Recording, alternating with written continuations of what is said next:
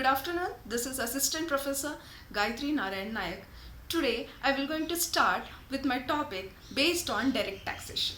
So basically when I say taxation is divided into two broad categories. One is direct tax, the other one is indirect tax. When I say direct taxation, it means whatever the income I myself or you are earning, you have to pay direct tax to the government of India, that is Central Board of Direct Tax. Over here there is no shifting of burden, unlike indirect taxations. Okay, so let us start with the direct taxation. So Income Tax Act was applicable in the year 1961, whereas the rule was propounded in the year 1962 with effect from 1st April 1962. So income is charged on a person on the basis of the residential status. When I say residential status, the residential status is divided into two broad categories. One is ROR, the other one is RNOR. When I say ROR, it means you need to fulfill certain basic condition which is being covered under section 6 subsection 1.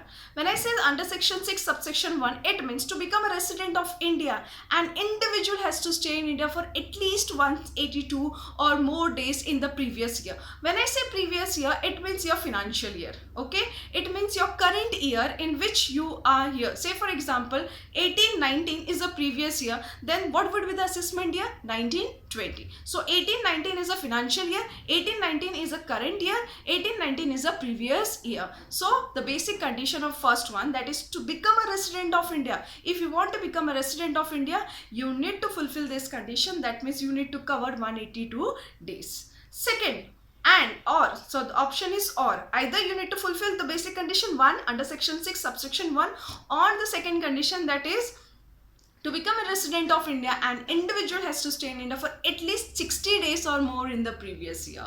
Just like the first one, it was 182 days, over here 60 days. There are some exceptions which I will be teaching later on.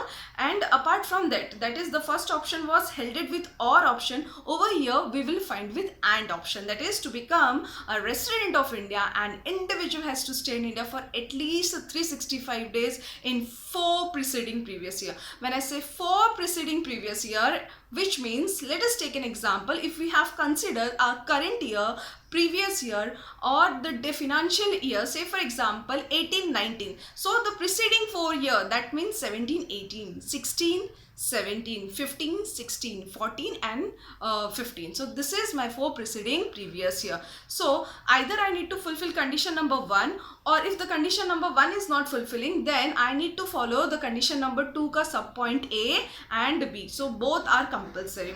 अगर आप एक fulfill कर रहे हो, 2 चीज़ नहीं fulfill कर रहे, that's okay. But अगर आप एक फुलफिल नहीं कर रहे हो, दोनों में से एक फुलफिल कर रहे हो, दूसरा फुलफिल नहीं कर रहे हो, that means it is not applicable over here.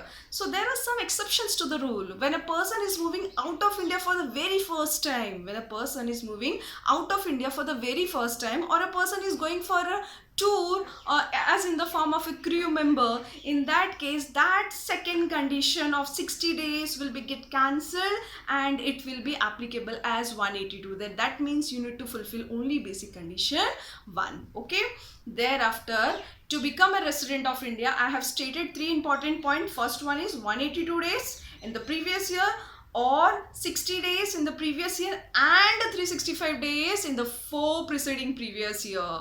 Thereafter you need to fulfill, you need to check whether the person is coming under ordinary resident or non-ordinary resident. If the person is coming under ordinary resident, he need to fulfill the 2 basic criteria, and it is mandatory, it is compulsory. There is no or option, but and is inclusive over here. So here, to become an ordinary resident of India, an individual has to stay in India for at least 730 days in 7 preceding previous year. And to become an ordinary resident of India, the person has to be resident of India at least 2 years out of 10 preceding previous year. So before that, that means first you need to check the person is coming under the residential status. Once the residential status is clarified or it has been proved, further you need to check the person is coming under ordinary or non-ordinary residents. Thereafter, who all are the person? A person can be individual